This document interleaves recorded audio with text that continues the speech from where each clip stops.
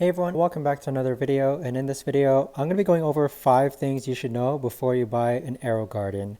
Now this video is going to be particularly useful for individuals who are looking to do some hydroponic planting or growing. As you can see here, I'm currently growing lettuce, but I've had this thing for about a year and a half now, and I do think it's important that you learn these 5 things before you actually purchase this. Now the first thing is that you don't have to use all the pods.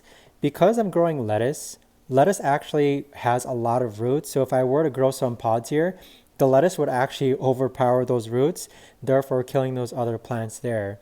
So that's the first thing. You don't have to use all the pods. What I'm actually going to do is that just because I only grow lettuce, I'll be growing lettuce here and I'll be growing lettuce here, which leads me to my second thing, which is grow what you actually plan on using. So for example, when I first got this AeroGarden, I was growing mint and basil, and I really wasn't using those at all when it came to cooking. So I didn't realize, why am I actually growing these 2 vegetables or herbs if I'm not even planning on using them?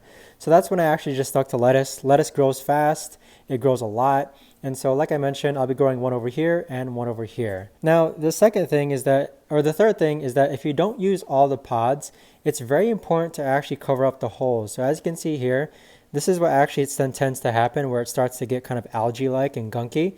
So I use tinfoil to actually cover the holes. You can see here, this one here is a bit cleaner. This one here probably needs to be a bit bigger so that the holes are actually covered. This one here you can see is a bit cleaner. But just make sure that you cover the holes, or else algae is going to start growing on the sides and stuff, and it's going to look very gunky just like that. Now, as far as the fourth thing that you should know when it comes to purchasing the AeroGarden, it's that the AeroGarden itself is pretty darn quiet. I'd say when I'm down here working or watching a movie, it really is pretty silent. It doesn't make a lot of noise. There's no distraction coming from it besides point number 5, okay? This light that you see right here, if I press this button, when we're watching TV, this is a really strong, bright light, okay? And so this automatically turns on and off throughout the day.